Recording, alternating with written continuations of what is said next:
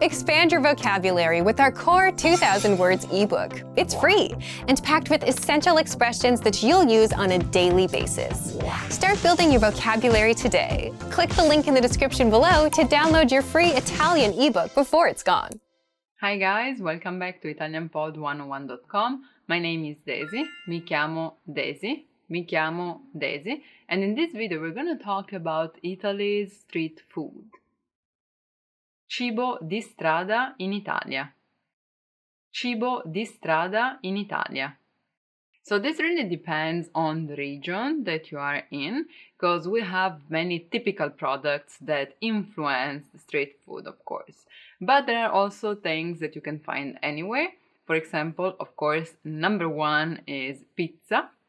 Pizza. So when you go around, of course, you can find restaurants where you sit and eat the proper pizza, like, you know, the round one. But we also have panetterie, so shops where you usually buy bread, that also sell pizza al trancio. Pizza al trancio.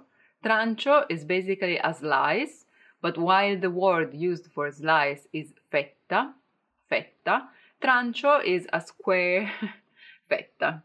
So it's a squared pizza, meaning that this pizza is usually made inside a rectangular teglia, and from that then they take pieces out of it and they sell it. So you can just take one and eat it in the street or also stay there, but anyway, it's considered street food. You either get the margherita, which is the classic one, or farcita. Pizza farcita means that it has another condiment, another ingredient with that, or even more than one. But either way, that defines the price range. Because let's say that margherita is the cheapest one, and then farcita is a bit more expensive depending on what you have on top. Number two, we have focaccia, which is the one similar to pizza, but it's actually without anything on top. It's just like bread in between, let's say bread and pizza. It originated in Liguria, especially there is a famous one, which is La Focaccia di Recco, a place in Liguria which has cheese inside, not on top, but inside. It's usually just made with oil and salt. This also sold in panetterie or especially focaccerie, which usually also have pizza, by the way. Number three, another savory street food, which is similar to pizza and focaccia, is farinata. Farinata, which is sometimes used as an appetizer in restaurants before the actual pizza. Farinata is made of chickpea flour and water and oil, and that's it, and a bit of salt, of course. But then it's served usually with pepper on top, pepe. It can be translated into flatbread, I'd say. It's really interesting the history behind this, because the legend says that when sailors were coming back to Genoa and they didn't have that much food on the ship anymore, but then there was a storm, so the things that they had actually fell on the floor, and they had the ingredients basically of farinata, so they didn't want to waste them because that was the only food they had, so they just let it dry, like in the sun, and then farinata came out of this flour and water, salty water that was, of course, from the storm, and oil. So that's how the legend says that farinata was born. Number four, we have panino, which is like small bread, so a sandwich, but the street food it's famous for is paninaro, which is the food truck where you go and get your panino, usually late at night.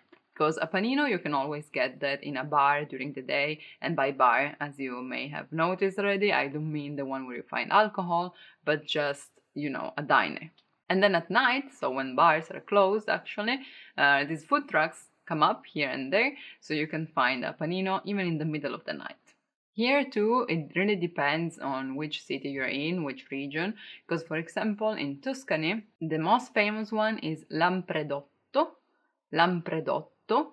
made out of one of the 4 stomachs of cows. Yes, I know. And also in Sicily, you can find it with milza, which is the spleen. Don't judge, just try. Number 5, arancino. Arancino. Now, before you get mad, I know, and if you don't, I'm telling you, that there is actually a conflict in what is supposed to be called this rice ball, okay, which has ragu inside or other things like ham and cheese, and then it's fried, like deep fried in oil. But in some parts of Sicily, which is the region where this street food comes from, they're called arancino, while arancina in some others. Actually, arancino in Catania and arancina in Palermo, and then in the rest of Italy you can find both of them. I mean, it's still the same thing, it's just a different way to call it. Still, it's really good in my opinion. Number 6, piadina. Piadina, also called piada, typical of Emilia-Romagna region, so center of Italy. It's again here flatbread or what you find in a wrap. I mean the outside of the wrap, because inside here it's not really wrapped, it's just like half on top, one part on top of the other, because it's round in the beginning, but then they just fold it, and inside you can find salumi, so everything that is like ham, salame, or porchetta, roasted pork, and formaggi, so cheese. For example, really typical of Regione Emilia-Romagna is squacquerone. Squacquerone, I know, I really like the name as well, which is a creamy cheese that you can put on it, but on other things as well, of course. And then you can have what you like the most. For example, even vegetables, if you like, verdure grigliate, gelato, gelato. I know that you may be tempted in calling it ice cream, and that's it, but nowadays I can see that there's a difference between gelato, as you would say in English, and ice cream. So gelato is the creamy one that you're supposed to produce day by day. So it's not the one that you can find inside plastic at the supermarket, you know? It's supposed to be the one that you go and buy, actually that you eat on the spot, or that you can just get as takeout.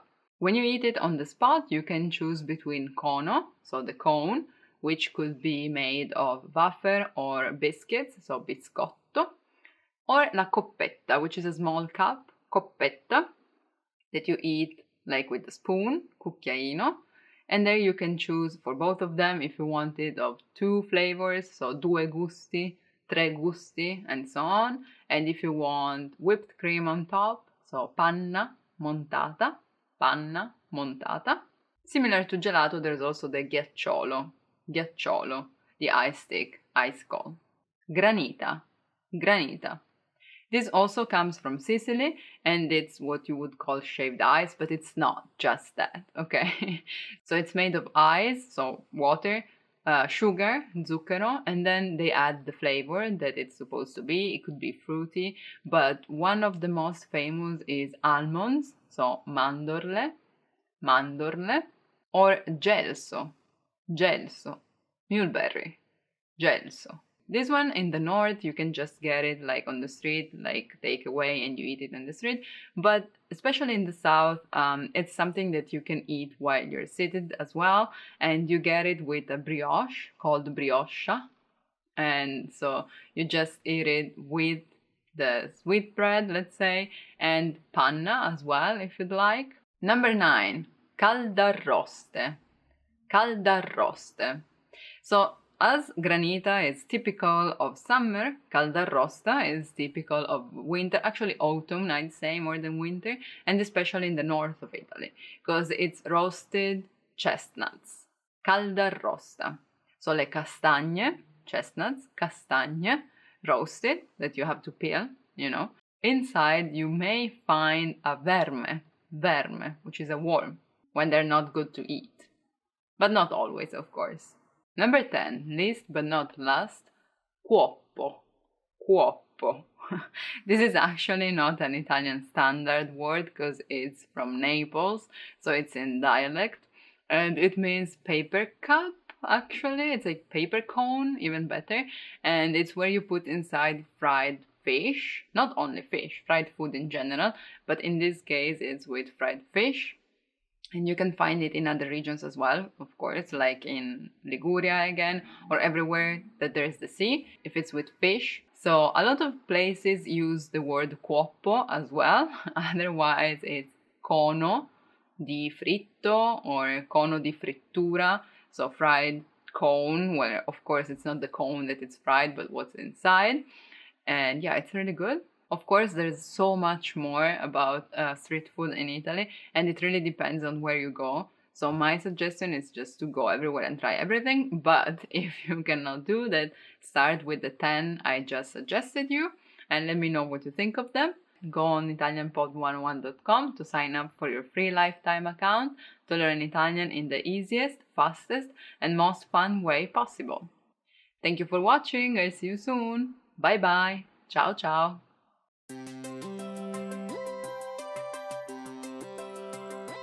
Hi everyone, I'm Alicia. Welcome to Conversational Phrases. In this lesson, you'll learn how to ask where something is located. After watching this video, you'll be able to ask for directions. Now let's take a look at some conversational phrases.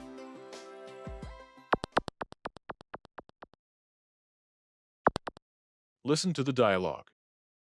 Dov'è il supermercato? È laggiù. Once more with the English translation. Dov'è il supermercato?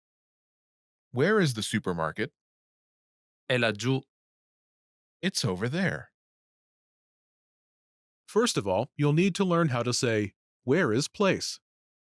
The pattern is Dov'è? place. For example, where is the supermarket? Dov'è il supermercato? Dov'è il supermercato? Now, how do you answer this question? È laggiù. Listen to it again. È laggiù. È laggiù.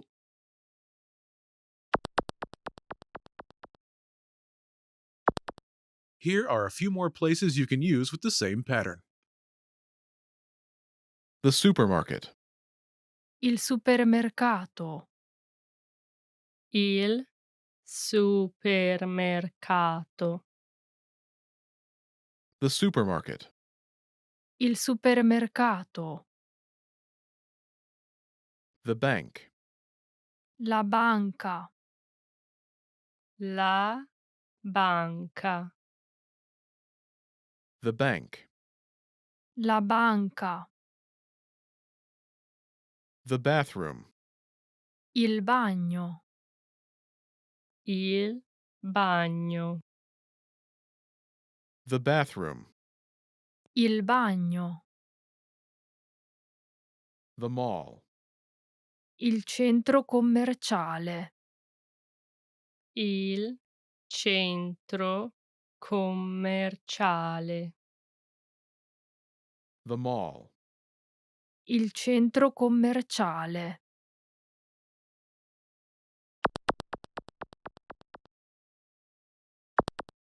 Let's look at some examples. Listen and repeat or speak along with the native speakers.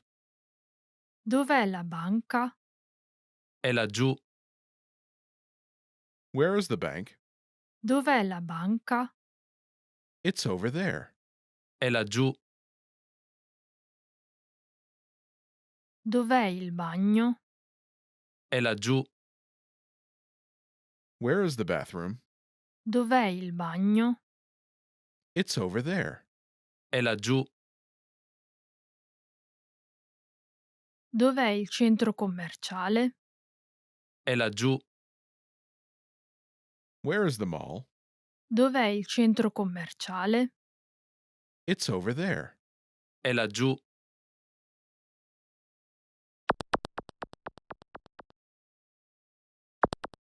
Okay, now it's your turn. Do you remember how to say, where is place?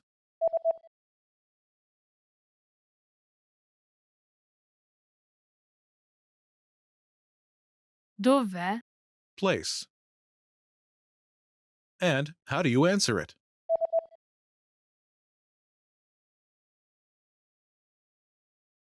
È laggiù. Imagine you're looking for the bank. Do you remember how to say, the bank? La banca. La banca. Say, where is the bank?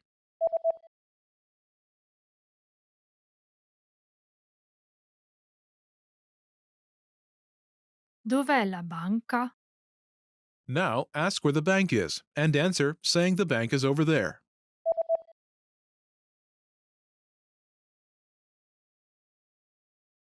Dov'è la banca? È laggiù. Now imagine you're looking for the bathroom. Do you remember how to say the bathroom? Il bagno.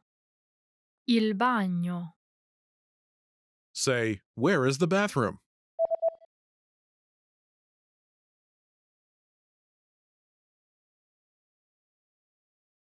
Dov'è il bagno? Now ask where the bathroom is and answer saying the bathroom is over there.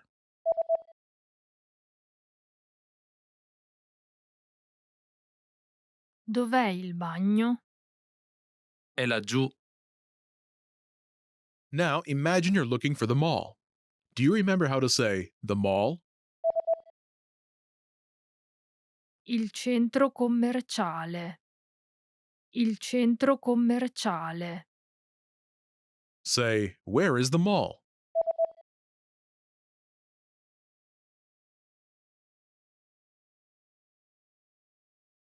Dov'è il centro commerciale? Now ask where the mall is and answer saying the mall is over there.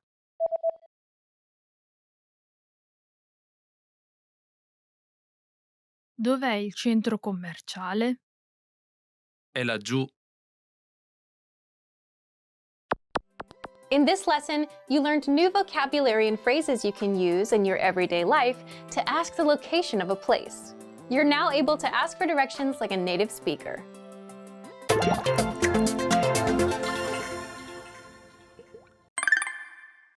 No, non sono studente, sono insegnante.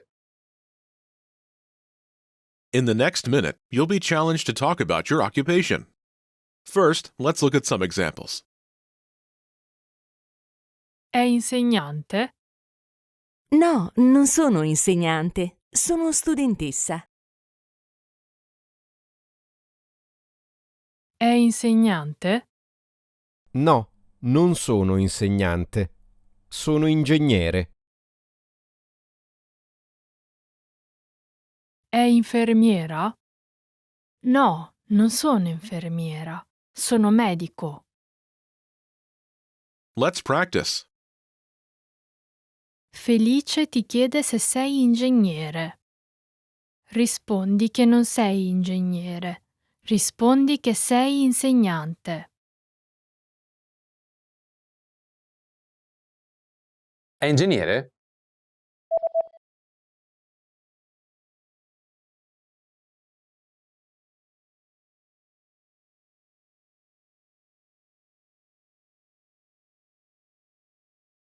Ah, davvero? Bene. How did you do? You can consider this practice exercise successful if you were able to answer in the given time, completed a pattern with an occupation, and used the sentence pattern featured in this example. No, non sono infermiera, sono medico. Try this practice exercise again if you want to improve your fluency or skill in any of these areas.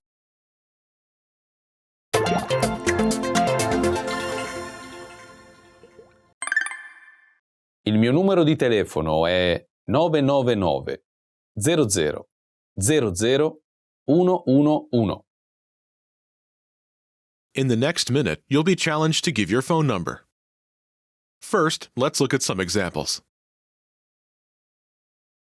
Il mio numero di telefono è 123 45 67 890. Il mio numero di telefono è 111 33 33 555. Il mio numero di telefono è 098 76 54 321.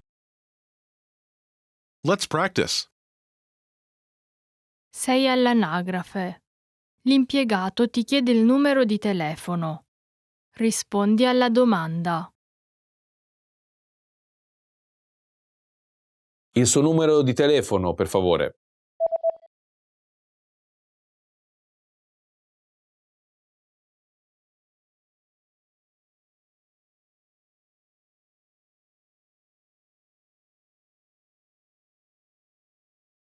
How'd you do? You can consider this practice exercise successful if you were able to answer in the given time, completed a pattern with a telephone number, and used the sentence pattern featured in this example. Il mio numero di telefono è 098 76 54 321. Try this practice exercise again if you want to improve your fluency or skill in any of these areas. Hello everyone, welcome back to ItalianPod101.com. My name is Daisy, mi chiamo Daisy, and in this video we're going to talk about fast foods in Italy. Fast food in Italia. Fast food in Italia. I think we could translate them as in piatti pronti, or like cibo pronto, like a ready food. Because we don't really say like cibo veloce, which would be the literal translation of fast food. Maybe qualcosa di veloce, like something quick to eat, qualcosa facile, easy, qualcosa facile e veloce da mangiare. But as I think you already know, Italian food culture is basically the opposite of fast food. I'd say that we have slow food culture, meaning that you spend a lot of time at the table, eating, drinking, chatting. So fast food doesn't really fit into Italian culture, but of course there are times when you need just to eat something, to grab it and eat it on the way, or to eat something that is ready and that you don't have to spend time on, or that you don't even have to sit at the table to eat. And something that you can find of this kind wherever you go, I'd say is, for example, number one, pizza and focaccia. Pizza and focaccia. So as you know, pizza, not that you have to make it, of course, because that would take time, but you can find it even just a slice, una fetta di pizza, or un trancio. Un trancio is not a slice like triangle as you know it, but like square. Trancio di pizza, which could be margherita or farcita. Margherita is just a simple one. Farcita is something with more ingredients and condiments. Focaccia is just the white one without tomatoes, and also farinata is the one made of chickpeas. This kind of shops, like pizzeria or focacceria, you can find it anywhere, basically in all cities. There are also some, let's say, chains, for example, Rosso Pomodoro or Fratelli La Bufala, which is more like pizzeria, proper pizzeria though, like where you get the whole pizza, not just a slice, or even Domino's Pizza. Just recently, it also spread around. Number two, pasta asciutta. Pasta asciutta. Asciutta actually means dried. It doesn't mean that it's a dry pasta. It just means that it's not a soup. Anywhere you go, I'd say for lunch, you would find a kind of pasta that you can order and have quite quickly.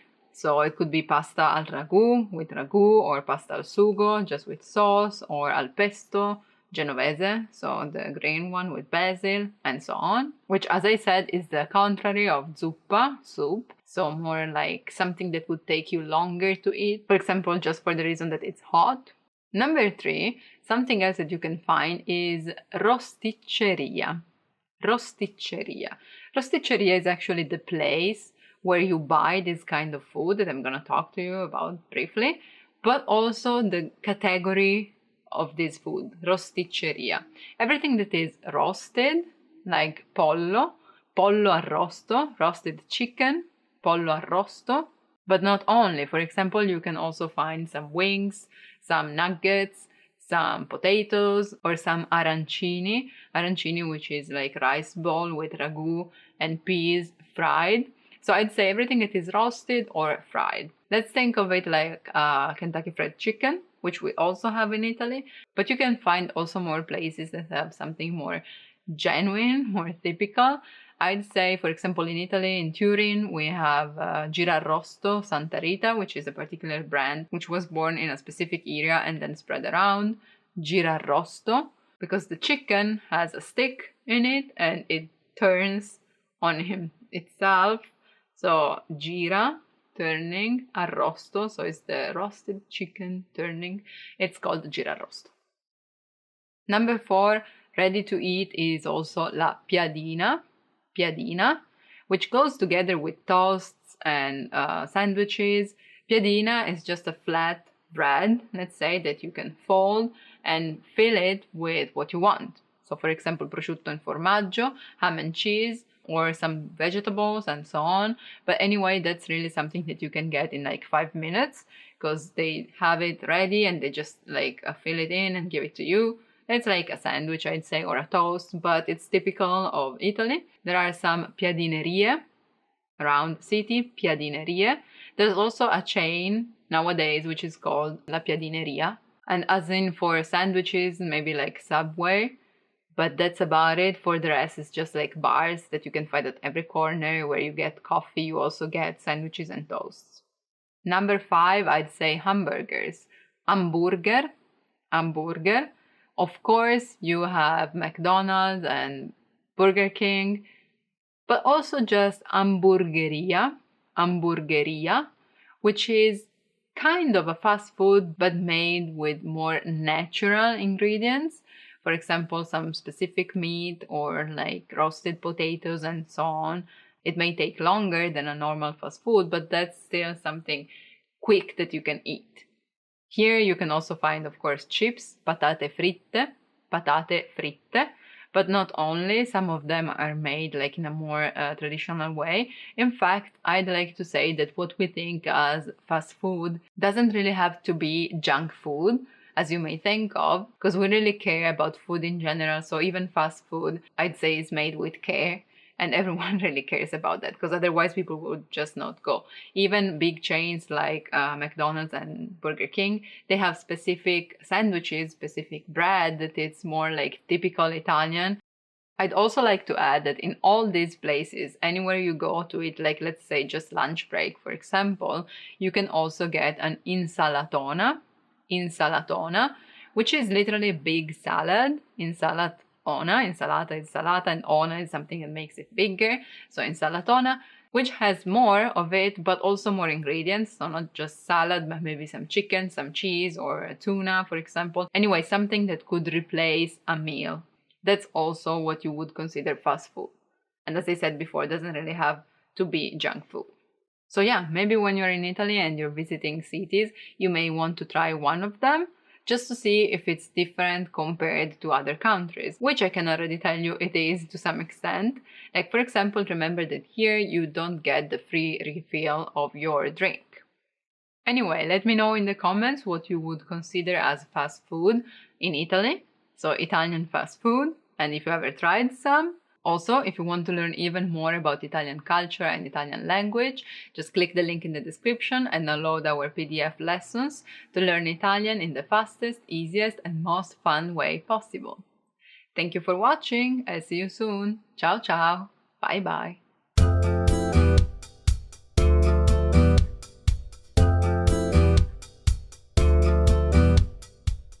Hi everyone, I'm Felice Angelini. Ciao a tutti, sono Felice Angelini. Welcome to another Italian whiteboard lesson.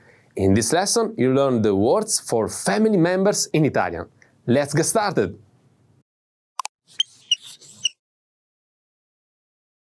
Let's begin by covering the basics, the immediate family. Here is a simple family tree. You are here, io, I, io. And then your parents and your siblings. Let's start with you as a child. First is father. In Italian, padre. The next is mother. In Italian, madre. Now let's look at your siblings. First is brother. In Italian, fratello. The next is sister. In Italian, sorella, sorella, sorella. Now let's move on to the family member terms as a parent. Imagine you are the father, and here is your wife. In Italian is moglie, moglie, moglie. Next, let's see what your spouse is called if you were the wife.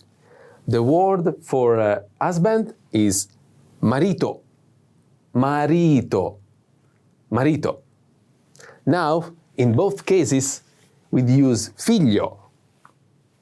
For son, figlio, figlio.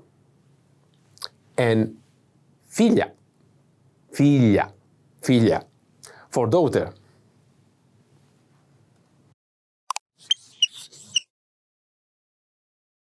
Now, let's hear a sample conversation. Imagine two co-workers are chatting and one of them is showing a picture to the other. Listen to the dialogue and try to figure out who the person is in the picture. Ready?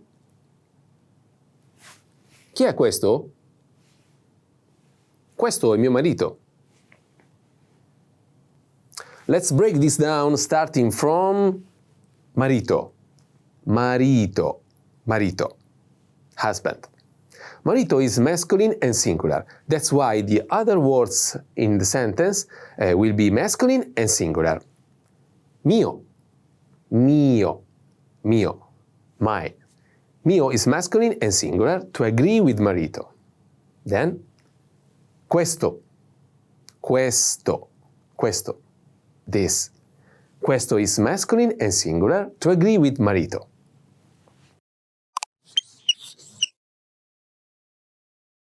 Now, let's imagine you are showing different pictures to a friend of yours. First, you have a picture with your mother. You say, questa è mia madre. Questa è mia madre. This is my mother. Madre is singular, feminine. So we use mia and questa. One other pictures. In this picture, you can see sister, your sister. So you say, questa è mia sorella. Questa è mia sorella. This is my sister. And sorella is singular, feminine. So we use mia and questa. Another picture, but pay attention. In this picture, you can see your father. So you say, questo è mio padre. Questo è mio padre. This is my father. And padre is singular masculine. So mio and questo are singular masculine. The last one is son. So you say, questo è mio figlio. Questo è mio figlio. This is my son. And figlio is singular masculine. That's why mio and questo is singular masculine.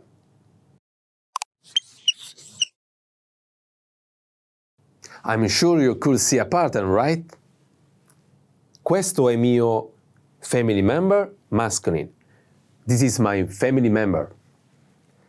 Questa è mia family member, feminine.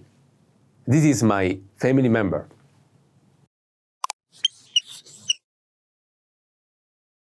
Remember to use the right gender when using possessive adjectives.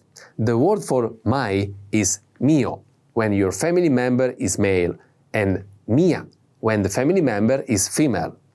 It's similar with the demonstrative pronoun. The word for this is questo when your family member is male, and questa when the family member is female. For example, masculine, mio padre. Feminine, mia madre.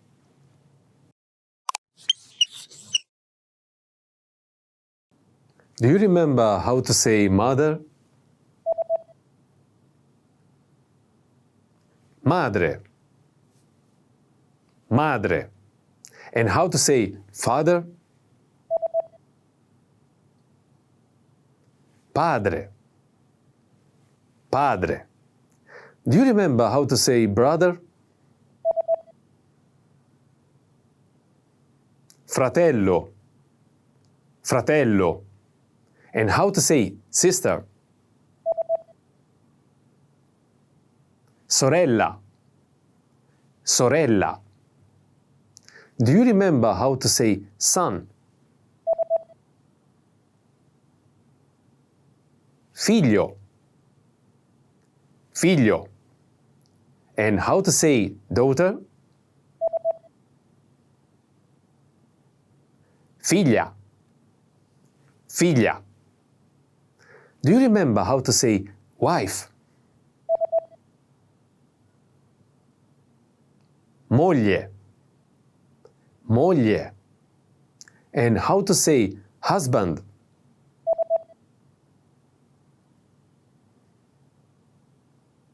Marito.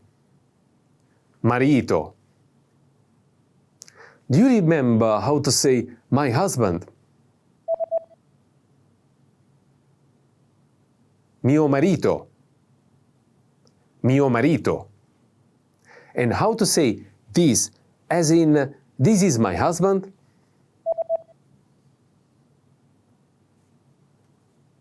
Questo. Questo.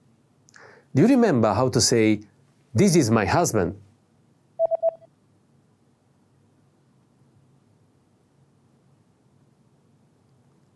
Questo è mio marito. Questo è mio marito. Well done! In this lesson we have learned how to say family members' terms in Italian. I'm Felice and I'll see you again on ItalianPod101.com. Thanks for watching! A presto! Hi everybody, my name is Felice. Welcome to the 2000 Core Italian Words and Phrases video series. Each lesson will help you learn new words, practice and review what you have learned. Okay, let's get started. First is all. Lobby. All. All. Lobby. Hall dell'hotel. Hotel lobby. Hall dell'hotel. Servizio sveglia. Wake up service. Servizio sveglia. Servizio sveglia. Wake up service. Ho usato il servizio sveglia per farmi chiamare alle 6 del mattino. I used the wake up service to call me at 6 o'clock a.m. Ho usato il servizio sveglia per farmi chiamare alle 6 del mattino. Sweet. Sweet. Sweet. Sweet. Sweet. Suite d'hotel. Hotel suite. Suite d'hotel. Ciclismo. Cycling. Ciclismo. Ciclismo. Cycling. Luciano è il nuovo campione di ciclismo. Luciano is the new cycling champion. Luciano è il nuovo campione di ciclismo. Automobilismo. Autoracing. Automobilismo. Automobilismo. Autoracing. Auto da corsa su un circuito di automobilismo. Racing car on an auto racing track. Auto da corsa su un circuito di automobilismo. Nastro adesivo. Scotch tape. Nastro adesivo. Nastro adesivo. Scotch tape. Rotolo di nastro adesivo. Roll of scotch tape. Rotolo di nastro adesivo. Nascere. Be born. Nascere. Nascere. Be born. Sono nato nel 1980. I was born in 1980. Sono nato nel 1980. Ottenere un lavoro. Get a job. Ottenere un lavoro. Ottenere un lavoro. Get a job. Mio fratello finalmente ha ottenuto un lavoro. My brother finally got a job. Mio fratello finalmente ha ottenuto un lavoro. Morire. Die. Morire. Morire. Die. Morire per una malattia. Die of an illness. Morire per una malattia. Tokyo. Tokyo. Tokyo. Tokyo. Tokyo. Città di Tokyo, Giappone. City of Tokyo, Japan. Città di Tokyo, Giappone. Let's review. Respond to the prompts by speaking aloud. First, you will hear a word or phrase in English. Respond in Italian, then repeat after me, focusing on pronunciations. Ready? Do you remember how to say lobby? All. All.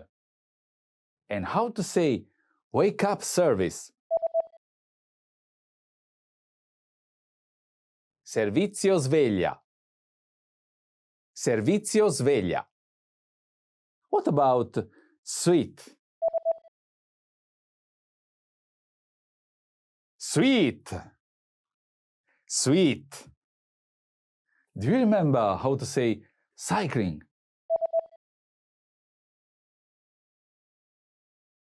Ciclismo. Ciclismo. Let's try auto racing.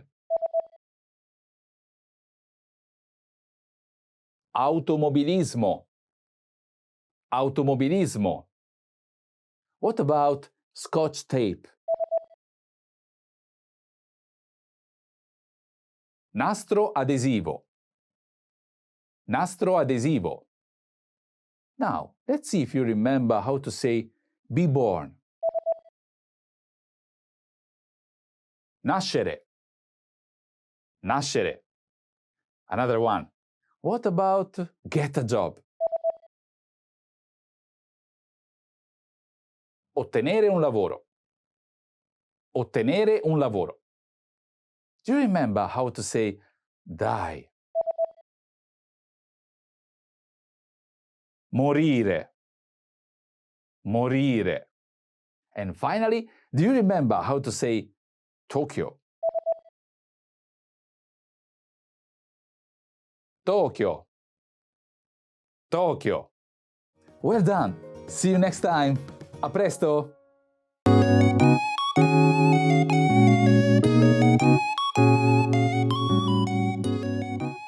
Are you struggling to understand conversations in your target language? This video will improve your listening skills using practice dialogues. How do you know if your language skills are improving? Our team of teachers have designed a free quiz to determine your actual learning level. So click the link in the description to get your free assessment and unlock lessons that are right for you. In this lesson, you'll listen to a dialogue with the text. Second, you'll review the key vocabulary followed by the English translations. And finally, you'll review the dialogue with the text again to master what you learned. First, listen to the dialogue with the text on the screen. Elena, allora dove ti porto? Vuoi andare a casa? Non so se passare da Valeria o andare direttamente a casa. Valeria non lavora più alla panetteria? No. Ok, cosa devo fare? O ti lascio da Valeria o ceniamo assieme, scegli tu. Lo so, è che proprio stasera hai ricevuto la tua nuova macchina. Potevamo andare a cena insieme. Non ti preoccupare, dai, possiamo cenare insieme dopodomani, ovvero domenica. Allora va bene, andiamo pure da Valeria. Vuoi prendere l'autostrada o la strada statale? Penso che sia meglio l'autostrada con questo traffico.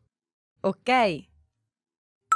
Now you'll hear the key vocabulary, followed by the English translation. Casa. Home, house, one's place. Casa. Casa. Direttamente. Directly, straight. Direttamente. Direttamente. Panetteria. Bakery. Panetteria. Panetteria. Cenare. To have dinner, to dine. Cenare. Cenare. Dopodomani. The day after tomorrow. Dopodomani. Dopodomani. Autostrada. Highway. Autostrada. Autostrada. Finally, let's review the dialogue again. See if you can understand more this time. Elena, allora dove ti porto? Vuoi andare a casa? Non so se passare da Valeria o andare direttamente a casa. Valeria non lavora più alla panetteria? No. Ok, cosa devo fare? O ti lascio da Valeria o ceniamo assieme, scegli tu. Lo so, è che proprio stasera hai ricevuto la tua nuova macchina. Potevamo andare a cena insieme. Non ti preoccupare, dai, possiamo cenare insieme dopodomani, ovvero domenica. Allora va bene, andiamo pure da Valeria. Vuoi prendere l'autostrada o la strada statale? Penso che sia meglio l'autostrada con questo traffico. Ok. This is the end of the lesson. In this lesson, you improved your listening and mastered key vocabulary for everyday life conversation. Don't forget to click the link in the description to get your free assessment and unlock lessons that are right for your learning level. Keep practicing and move on to the next lesson.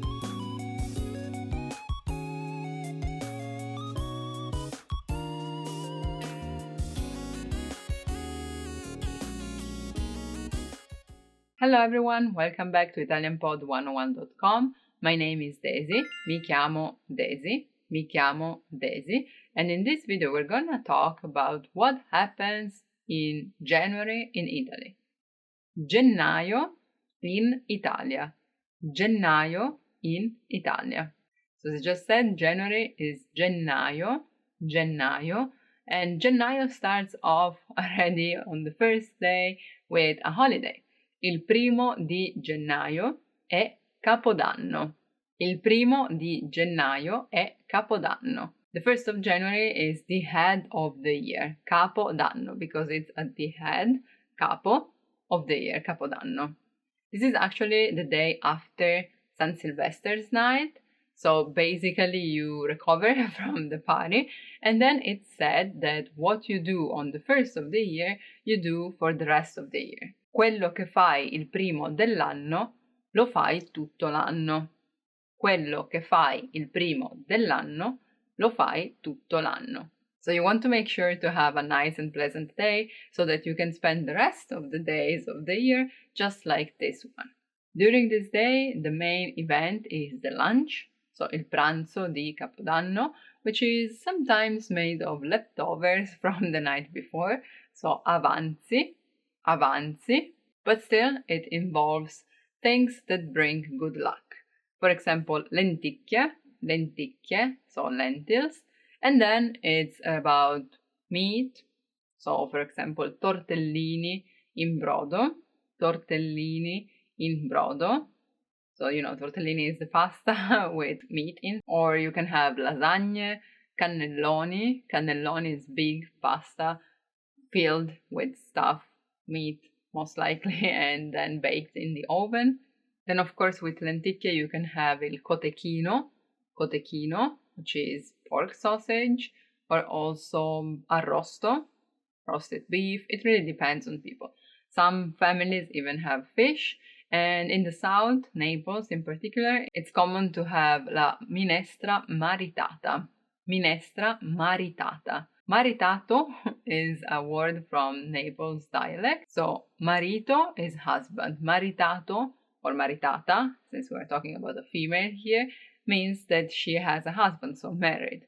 And minestra maritata is because all the ingredients match each other so good that they are meant to be husband and wife, basically. Inside it has vegetables and also cotenna, so the pig skin, or sausage, salsiccia. For desserts, you have pandoro and panettone, but maybe you want to make a new version of it. So, for example, tiramisu, but with those. Let's say that you're supposed to have a lighter meal than the night before, but that's not always the case. Rarely, actually. Okay, then we have a small break, let's say, till the next holiday, which is the 6th of January. Il 6 gennaio è l'Epifania. Epifania. So the day of Befana. Befana is this old lady, not to be confused with a witch, because it doesn't have like a pointed hat, that brings actually gifts to kids. She brings it inside socks. Or even better, actually the kid is supposed to leave an empty sock outside on the 5th of January. In an ideal place you would put that on the fireplace, but if you don't have it, you just put it somewhere in the house, and then the next day the kid would find it filled with things. Now the things that you find are candies and some small toys and fruits if you were a good boy or girl, but if you didn't behave properly, then you would find onions, garlic and coal. Actually, there is a special candy here in Italy which is sugar, colored sugar, black, so that resembles coal, but it's just a candy. And that's to symbolize that occasionally every kid doesn't behave perfectly, so they still receive it, but it's not the black, unedible one. There are many legends around this female figure. Some says that she's related to Babbo Natale, some say that they're rival actually, but there is a Christian one that tells that the 3 kings, so I Re Magi, that went and see Jesus Christ for his birth, they spent some time with her. They met her before going to Jesus Christ and told her that she should come as well, but she refused because she was too busy with her swiping and, house chores. But later on, she regretted and wanted to see the baby. So the legend says that she started knocking on people's doors asking for this baby that she couldn't find in the end, but thinking that it could be any of the baby that she met, she brought gifts, and she left some to every baby that she met. And that's how they justify, let's say, the fact that she brings gifts to kids. There are also several poems dedicated to la Befana. For example, one says, La Befana viene di notte, la Befana vien di notte. So la Befana comes at night, con le scarpe tutte rotte, with her broken shoes, all broken shoes, con le scarpe tutte rotte, il cappello alla romana, A Roman hat, il cappello alla romana, viva viva la Befana. Yay, yay, it's la Befana. Hip hip hooray for the Befana. Now, I said il cappello alla romana, but actually there are many versions where sometimes it's the dress or the nose, but anyway, alla romana, because as I said before, this comes from the legend of the Catholic Romans. Either way, l'Epifania, tutte le feste porta via. L'Epifania, tutte le feste porta via. So the Epiphany, which is the day of La Befana, brings away all the festivities, which means that this is the end of celebrations for Christmas and New Year's. In fact, it's the 7th of January, the day when schools start again, and also work, you go back to work if you had a break. This is the day where you can still visit things typical of this period, for example, il presepe vivente, so a living representation of the birth of Jesus Christ, presepe vivente, or il villaggio di Natale, Christmas village, where you can see, la casa di Babbo Natale, which is Santa Claus' house, and you can eat street food and so on. During this period, but also in all January in general, you could also find spettacoli di luci, so lights, exhibitions, spettacoli di luci, entertainment made with lights, for example, in city squares, and of course, entertainment on the snow. So not only the whole Settimana Bianca, so the White Week, where people go and spend time on the snow and practice and play winter sports, but also just, for example, una ciaspolata, or motoslitta day, excursion. Ciaspolata is snowshoeing and motoslitta is snowmobile, the bike on the snow, literally, motoslitta. So those are the activities that you can do during January, which ends with 3 particular days. In fact, 28th, 29th, and 30th of January are known to be i giorni della merla. I giorni della merla. So merlo is blackbird, merla is the female of the blackbird, and i giorni della merla are considered the coldest days of the year, and the legend says that they're called of the merla, i giorni della merla, because the blackbird, which once was white, actually, had to protect herself and also the babies in the chimney of a fireplace, and that lasted 3 days because it was so cold that when she got out, she was completely covered in soot, and that's why she became black. So the blackbird before was the white bird, literally. Another legend says that January, the month January, was really mean to the merla and threw storms and blizzard when she was around. So she decided not to go out for the whole month of January. So she collected food before just in order not to go out. And when she finally did, which was the last day of January, then January, the month, the personification of the month, sent all the coldness that he could. And yeah, that's why we say that the end of January is the coldest. Still, it had something to do with blackbirds. So all in all, I would say that January is a cold month that you either want to spend inside eating and maybe having hot chocolate, cioccolata calda, or you want to enjoy the snow by being outside, but wear warm clothes. I hope you learned something that you didn't know yet. And if you did, please like and subscribe. And if you haven't done it yet, you can sign up for your free lifetime account on ItalianPod101.com. Thank you for watching. I'll see you soon. Bye bye. Ciao ciao. Want to speed up your language learning? Take your very first lesson with us. You'll start speaking in minutes and master real conversations. Sign up for your free lifetime account. Just click the link in the description. Hi everybody, my name is Felice. Welcome to the 2000 Core Italian Words and Phrases video series. Each lesson will help you learn new words, practice and review what you have learned. Okay, let's get started. First is sassofono, saxophone, sassofono, sassofono, saxophone. Suonare il sassofono. Play the saxophone. Suonare il sassofono. Batteria. Drums. Batteria. Batteria. Drums. Suonare la batteria. Play the drums. Suonare la batteria. Armonica a bocca. Harmonica. Armonica a bocca. Armonica a bocca. Harmonica. Suonare l'armonica a bocca. Play the harmonica.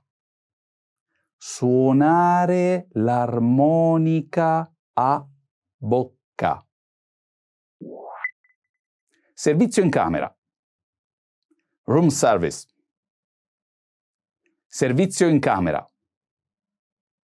Servizio in camera. Room service. Pasto con servizio in camera. Room service meal.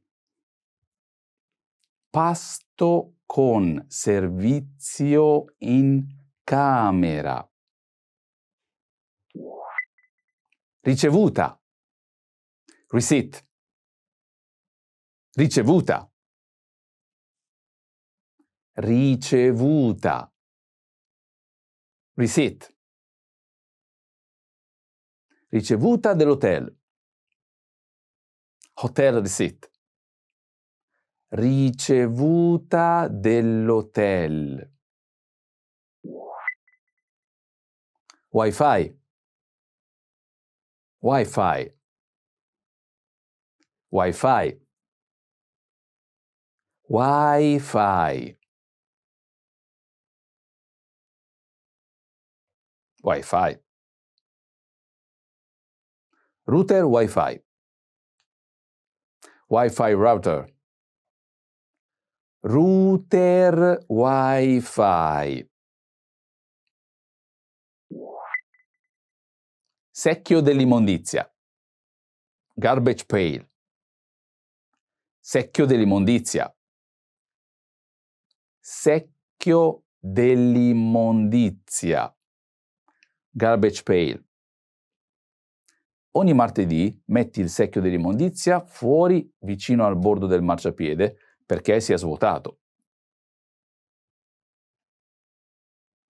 Put the garbage pail out by the curb every Thursday to be emptied. Ogni martedì metti il secchio dell'immondizia fuori vicino al bordo del marciapiede perché sia svuotato. Busta. Envelope. Busta. Busta. Envelope. Busta rossa. Red envelope. Busta rossa. Carta. Paper. Carta. Carta. Paper. Pezzo di carta. Piece of paper. Pezzo di carta. Fidanzarsi. Engage. Fidanzarsi. Fidanzarsi. Engage. Sei fidanzato? Congratulazioni! Are you engaged? Congratulations! Sei fidanzato? Congratulazioni! Let's review. Respond to the prompts by speaking aloud. First, you will hear a word or phrase in English. Respond in Italian, then repeat after me, focusing on pronunciation. Ready? Do you remember how to say saxophone?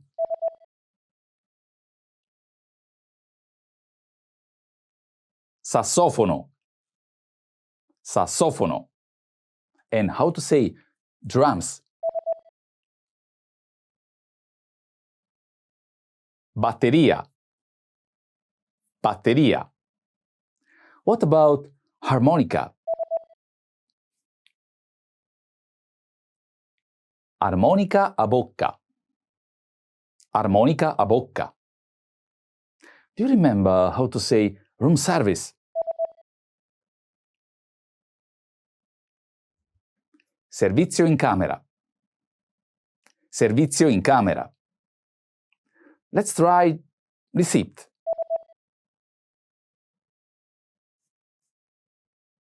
Ricevuta. Ricevuta. What about Wi-Fi?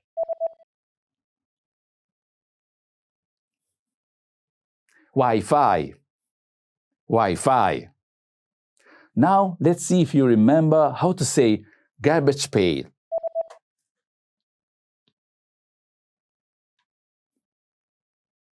Secchio dell'immondizia. Secchio dell'immondizia. Another one. What about envelope? Busta. Busta. Do you remember how to say paper?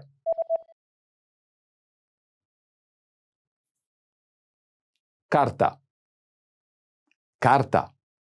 And finally, do you remember how to say engage?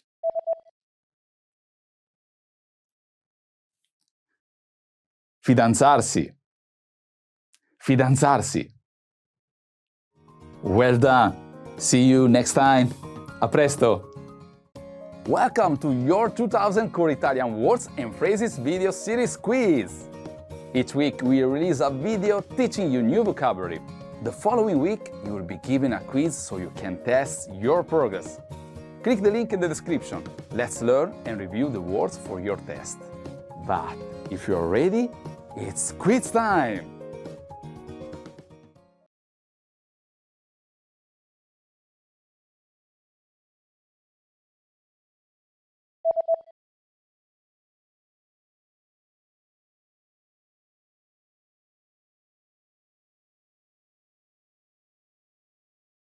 Tastiera.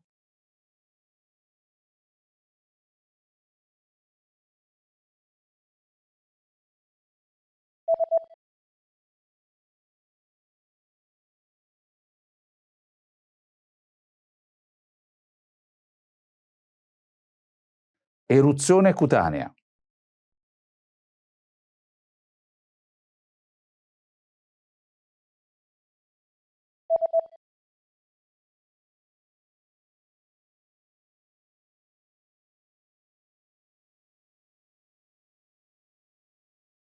Nausea.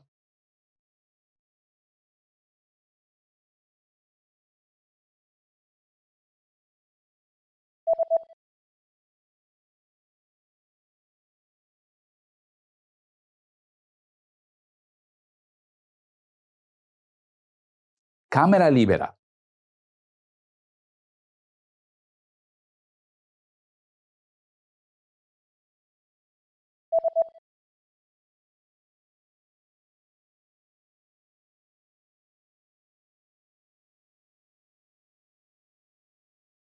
Ping pong.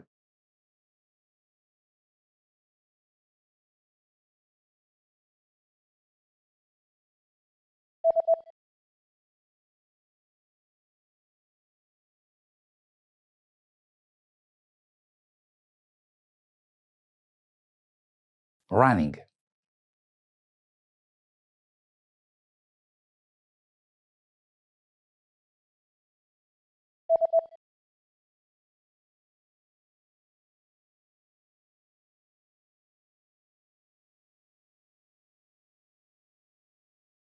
DVD.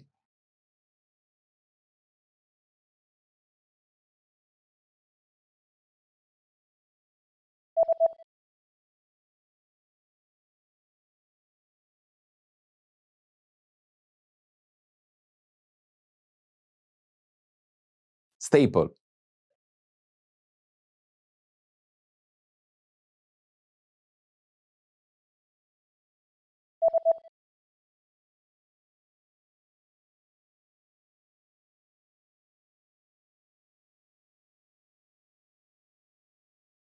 Stapler.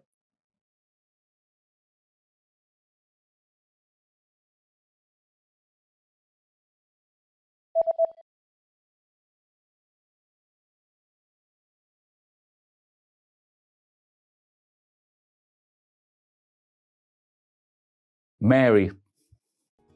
Great job on completing the quiz. If you didn't get 100%, don't worry. Just check out the previous video again to review the expressions we covered. But before you go, we have a free gift that you don't want to miss. Use it to expand your vocabulary. Click the link in the description below to download our Italian ebook with the core 2000 words for daily life situations. Hello everyone, welcome back to ItalianPod101.com. My name is Daisy, mi chiamo Daisy, and in this video we're gonna talk about newspapers in Italy. I giornali. Giornale means newspaper, and it comes from the word day, so giorno. Giornale, in fact, kind of means daily. Giornaliero means daily properly, but giornale comes from giorno as well. Another way to say newspapers is quotidiani, or quotidiano if it's just one. Quotidiano also means daily, and that's where it comes from, because they come out daily. Quotidiani or giornali. Of course, there are also settimanali, so weekly, or mensili, so monthly, every month. What do they talk about? They talk about news, so notizie, and also cultura, culture, cultura. In fact, there are many categories, like for example, economics, economia e finanze, financial markets, politica, politics, or as I said, culture, so entertainment, spettacolo, or sport. Sports, which would be sport in Italian, just r sound makes it Italian. Sport, ambiente, environment, ambiente, and sometimes there's la rubrica di, so the column of, so some famous journalist or the editor himself or herself who writes what they want to write about, right? Something else that is part of the newspapers is la vignetta satirica, so the satirical comics. It talks about politics, most likely with irony. And of course, you can find them on paper, not only comics, but all newspaper in general, on paper, so su carta, on paper, literally. Or also we say edizione stampata, so printed edition, edizione stampata, because then there's also edizione digitale, so the digital edition, the version that you can find online, edizione digitale. There are portals, so portali, for news, which make it easier and faster, especially to get to the news. Most newspapers have both, anyway. Now, it's funny to notice how in Italian the editor is called direttore, so literally the director, direttore, the one who chooses what goes there and who can change pieces of journalists. But l'editore, because we also have that word editore, is actually the publisher. Brings and distributes newspapers in the edicola. Edicola is just one, edicole, plural, for newspaper kiosks. Now that you have a general understanding of Italian newspapers, let's look at the most famous ones, or better, let's say the ones with tiratura maggiore. So with the bigger circulation. Tiratura is circulation. Tirare literally means to throw. So tiratura is where it reaches, right? Tiratura maggiore or più diffusa, most extended. First one, Corriere della Sera. Actually, il Corriere della Sera. Corriere is literally the carrier, so the one that brings things Today is used in transports and logistics, for example, but it can also bring news. So Corriere della Sera, because it brings news at night, sera being night. It doesn't get out at night nowadays, but it did in the beginning, and that's where its name comes from. It was founded in 1876 in Milano, and its motto is La libertà delle idee.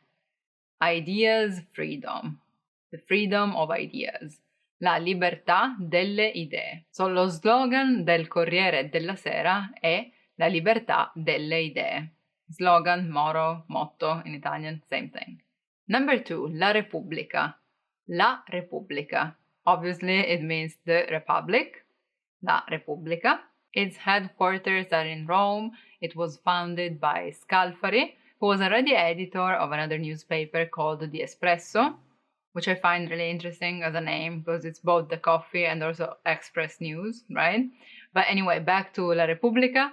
It's important because what was new about this newspaper is that the culture was central and not just like as a figure of speech. In fact, it was in the central page on the first page, while usually newspapers have the culture section on the third page. In the beginning, it was just 4 pages. All'inizio era di sole 4 pagine.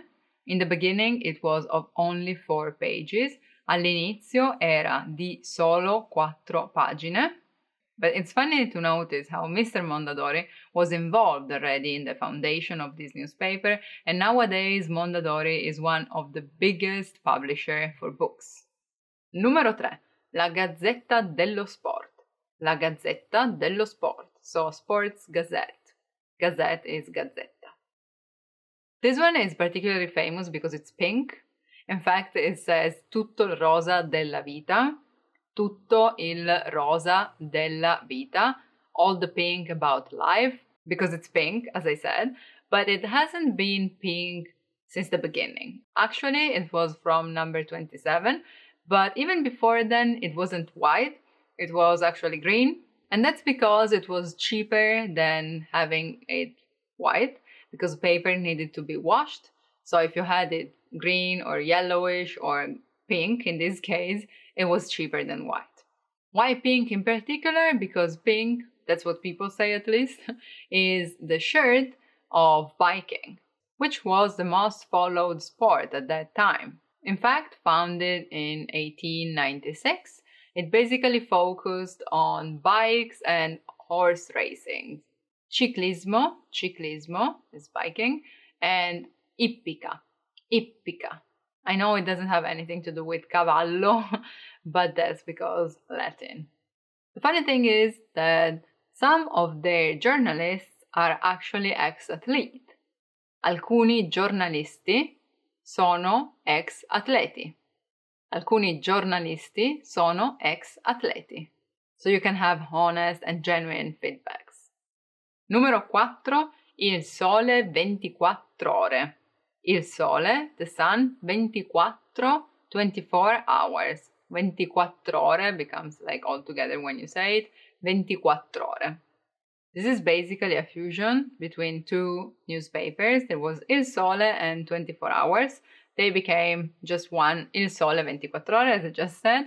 And it's basically a newspaper for professionals because it talks about stocks, and financial things and taxes and everything that you need to be updated on daily. And it has a particular color, this one as well. It's color salmone. Color salmone. Salmon color, like pinkish, yellowish, in between. Number 5, numero 5 is La Stampa. La Stampa, literally the print, founded in Turin, Torino. In the beginning, the name was La Gazzetta Piemontese, so Piedmont's Gazette. Gazzetta is really used in this field. I think in the beginning it was just 4 pages, like other newspapers as well, and then went to 8, then to 10, and nowadays it varies between 100 and 200 every day. It also has the category Il Gusto, the taste, the flavor, so it talks about cuisine, about cucina, cooking, cucina. And like many other newspapers, it has a podcast as well. Of course, all these newspapers and others as well can have their own political views on things. And that's why it's always better to read even more than one newspaper, especially if you also want to be informed about the local stuff. In fact, there are many other newspapers which I didn't really talk about in depth, but just to give you some names that you may want to check out. There's also Il Messaggero, Il Resto del Carlino, Il Resto del Carlino, funny name, I know. Il Fatto Quotidiano, the Daily Fact, Il Fatto Quotidiano, Il Gazzettino, and then going local like Il Mattino or Torino Cronaca, again another one from Torino, and so on. There are plenty of them, and I'm sure you can find your favorite one in order to improve your Italian as well. E voi leggete I giornali? And you, do you read newspapers? Voi leggete I giornali? Personally, I don't really. If I have to check for news, I go on the internet and then I read books. And I know this is a situation for a lot of people, but la carta stampata ha sempre il suo fascino. La carta stampata ha sempre il suo fascino. Printed paper has always its own charm, or charme, if you want to say it French. La carta stampata ha sempre il suo fascino. Or at least that's what we say. What do you think about it? Che cosa ne pensi? Let me know in the comments, and if you want to learn Italian in the fastest, easiest, and most fun way possible, remember to sign up for your free lifetime account on ItalianPod101.com. Thank you for watching. I'll see you soon. Bye bye. Ciao ciao. Want to speed up your language learning? Take your very first lesson with us. You'll start speaking in minutes and master real conversations. Sign up for your free lifetime account. Just click the link in the description.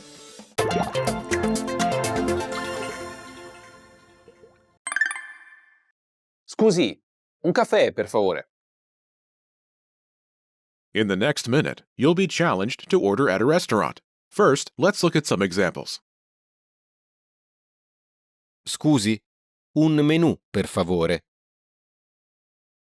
Scusi, un caffè, per favore. Scusi, una bottiglia d'acqua, per favore. Let's practice.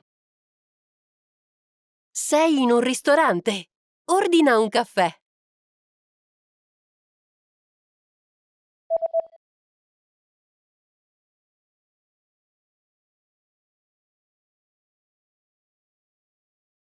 Sì, subito. How did you do?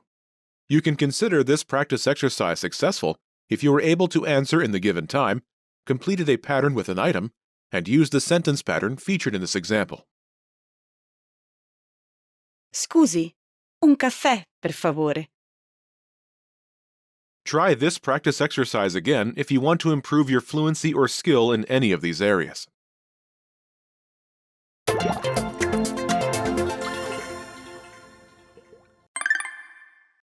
Quello, per favore.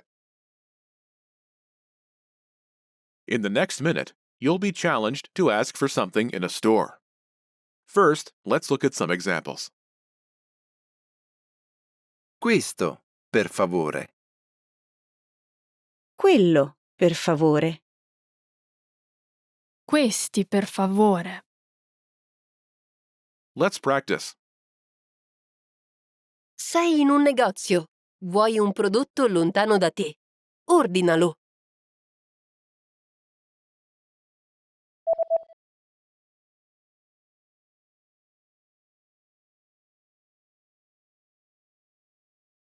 Prego.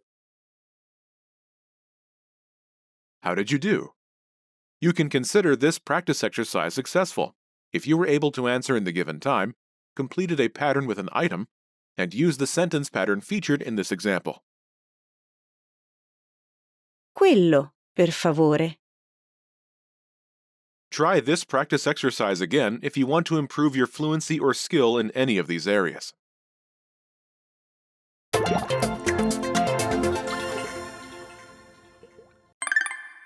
Quanto costa questo? In the next minute, you'll be challenged to ask the price of something. First, let's look at some examples. Quanto costa questo? Quanto costa un caffè? Quanto costa una torta? Let's practice. Sei in un negozio. Chiedi il prezzo di un prodotto vicino a te.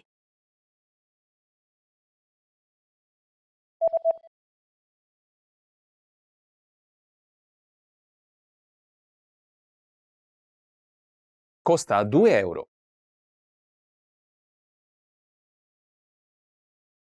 Sei in un bar. Chiedi il prezzo di un caffè.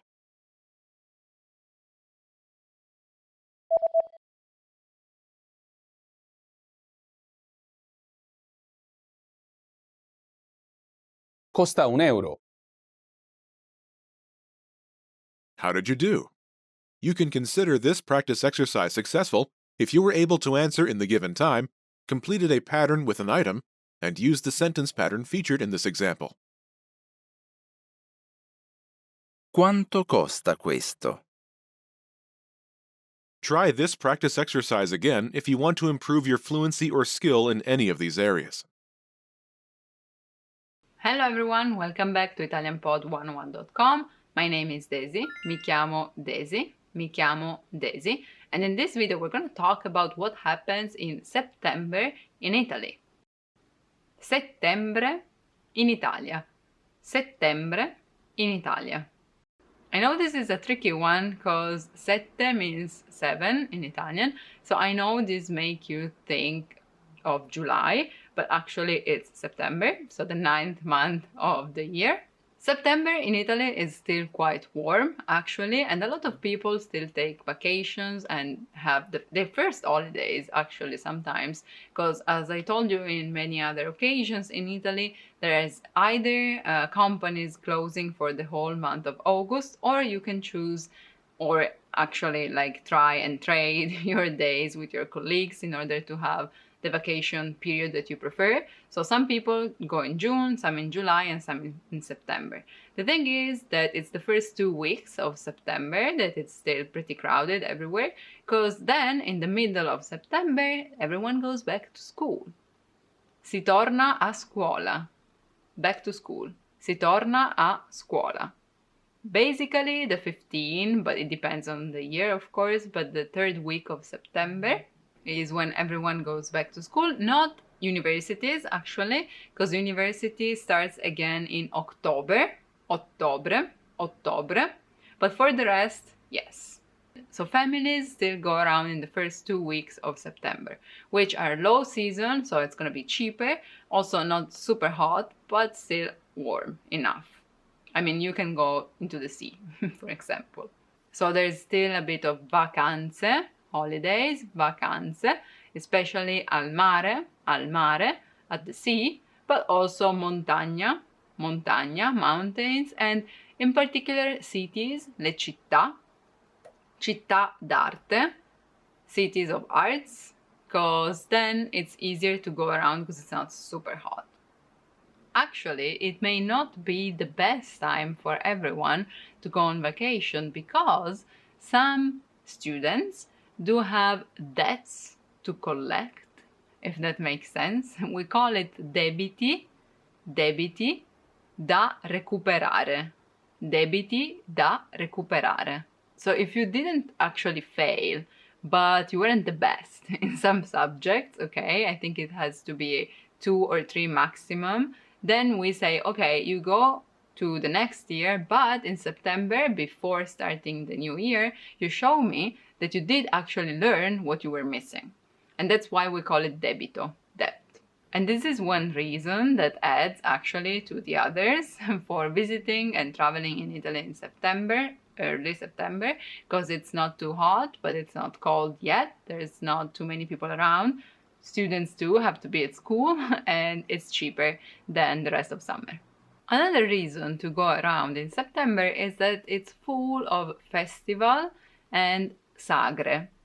festivals, and sagre, it's more like fairs, meaning that it's more historical and typical of some specific places, okay? For example, you can see a lot of traditional things in this month. There is la Regata Storica di Venezia. Regata Storica di Venezia. The first Sunday of September, there's this historical race of Venice, which is, of course, with gondole and gondolini, which is smaller gondole, while gondolieri is the people that rides the boats. And here you can see gondole decorated, addobbate a festa, so decorated for the party.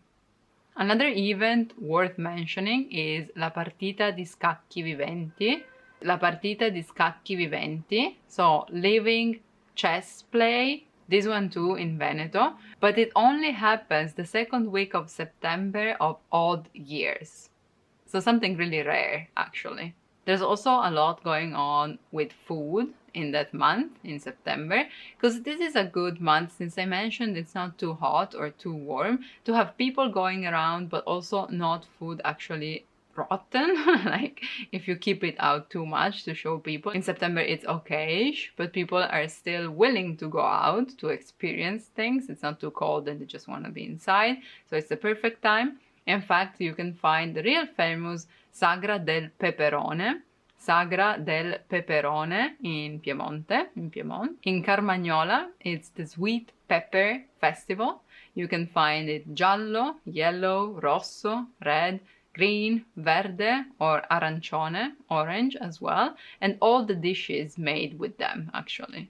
In Lombardia, so around Milan, you can find la Festa del Gorgonzola cheese festival. I wonder about the smell, yeah, never been there. Going more to the south, in Caserta, next to Naples, you can find la Festa del Fungo Porcino, so porcino mushroom festival. And also going southern in Calabria at Diamante location, which is diamond, literally. In Calabria, you can find the hot chili festival. And they also have a contest with challenges, trying to see who's the one who can eat more without dying, basically. And that's called peperoncino. That's hot chili, hot pepper. It's super red, and I know that a lot of people take it just also as a lucky charm for their good luck. Even if you don't eat it, just take it. Don't eat it if you're not a fan. I know that they're really, really spicy. That being said, I hope that I gave you enough hints to enjoy September in Italy. So please like and subscribe, and if you want to have real Italian conversations with native speakers, click the link in the description and download our PDF lessons. Thank you for watching. I'll see you soon. Bye bye. Ciao ciao. Expand your vocabulary with our Core 2000 Words ebook. It's free and packed with essential expressions that you'll use on a daily basis. Start building your vocabulary today. Click the link in the description below to download your free Italian ebook before it's gone.